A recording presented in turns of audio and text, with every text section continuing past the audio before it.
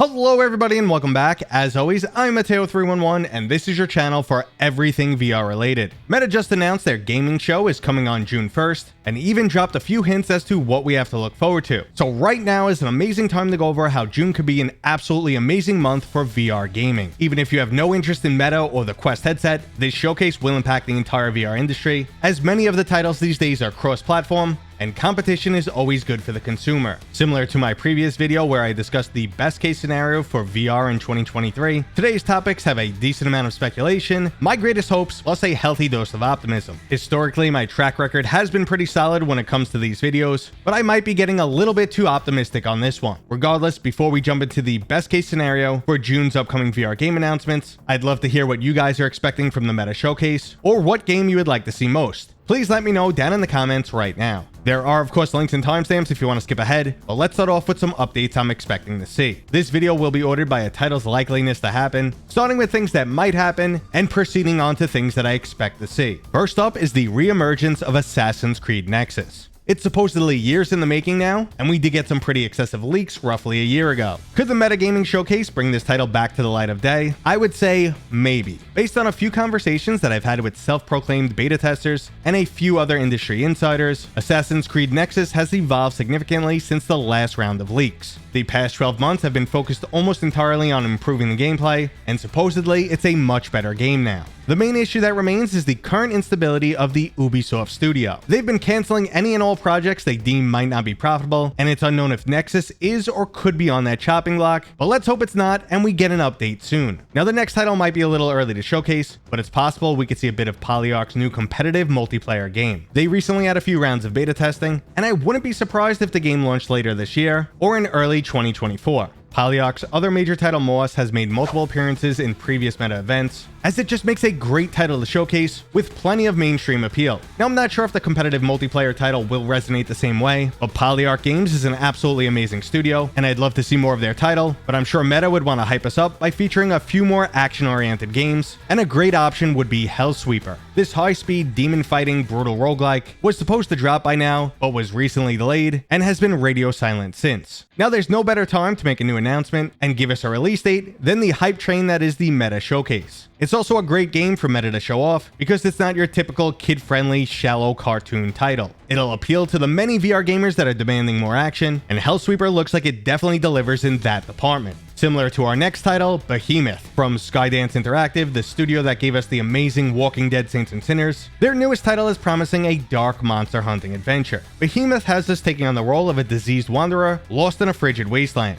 You'll have to overcome dangerous environments, deadly warriors, and towering behemoths using physics-based combat. You'll also be traveling through strange otherworldly environments in this highly immersive title. Now both the game's cinematic trailer and description have me pumped, but I'm ready to finally see some real gameplay. And speaking of gameplay, it's time they show off Attack on Titan Unbreakable. This game was officially announced back in December with an expected launch date of summer 2023, so it's about time we at least get a glimpse of the game. To date, all we have is a 40-second title card video and some minor information. Attack on Titan is currently listed as a Quest 2 exclusive with both a single-player and two-person co-op mode, and the genre is listed as VR hunting action, which again doesn't say much. As a title with a huge anime following and a ton of potential, I really hope they do this game justice, but for now I'd just be satisfied with some gameplay footage, which we'll most likely get from our next game, Ghostbusters Rise of the Ghost Lord. This game was originally announced at last year's Metagaming Showcase with a cinematic trailer. Since then, we have received additional information, gameplay footage, and a 2023 release window. This 4-person co-op shooter will have us utilizing both strategy and an array of different ghost hunting tools across a series of story-driven levels. It appears there'll be an emphasis on replayability with unlockable equipment and cosmetics, and this title appears to be a more humorous-themed version of something like After the Fall. After all, the Ghostbuster films were comedies, and I really hope that aspect comes through in the game.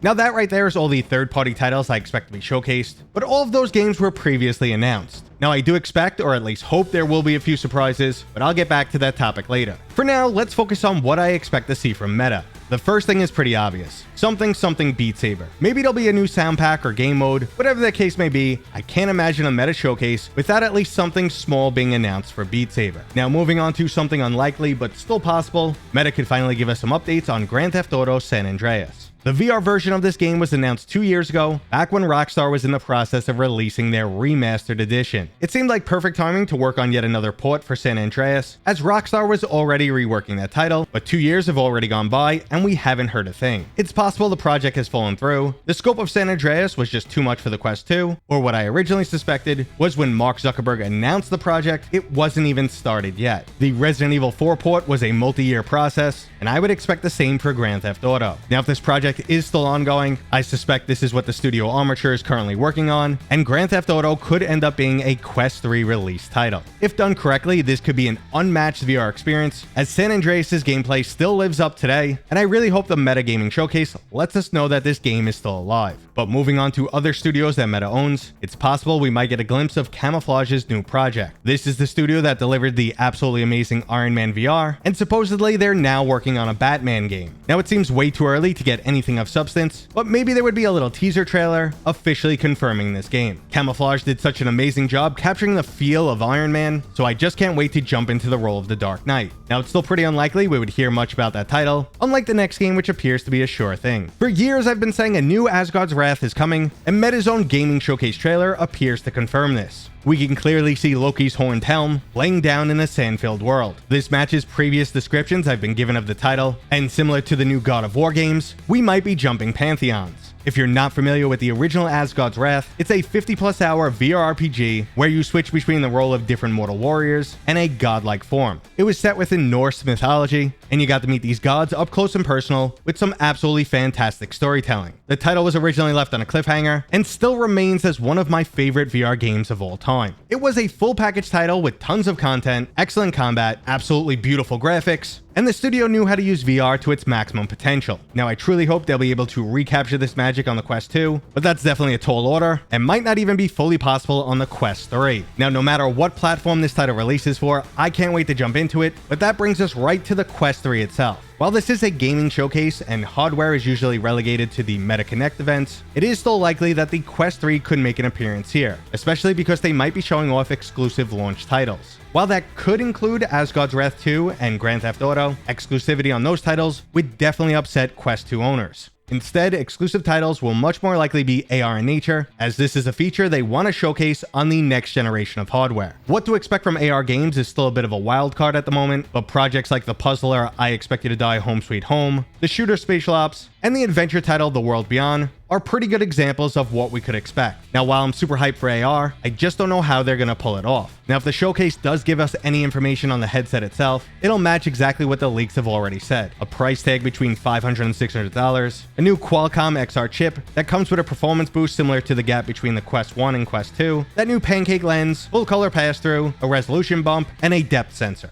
Now, that right there would be equal in length to what they gave us last year, showcasing roughly 13 different games. But I truly hope there are a few more surprises, and I want to end this with my dream scenario, which would be Robo Recall 2. While there's currently no reason to believe this game is in the works, my hopes have been up ever since Epic Games said they were open to making a launch title for the PlayStation VR 2, which obviously didn't happen. So maybe they'll do it for the Quest 3 instead. We've seen plenty of truly impressive Unreal Engine demos, which featured Robo Recall assets. It does look like at least some point they were interested in making a sequel. So I truly hope it'll actually happen for the Quest 3. For now, I'll just keep hoping, and we'll just have to wait and see how accurate the rest of my predictions were. Until then, I want to know what you'd love to see from the Metagaming Showcase. Please let me know down in the comments right now. And that was today's video, brought to you by my dad, Mateo311. If you enjoyed it, please go ahead and give it a thumbs up. And if you're new here, Consider subscribing. consider subscribing. Consider subscribing. Consider subscribing. Consider subscribing. We'll see you guys on next time. We'll see you guys on next time.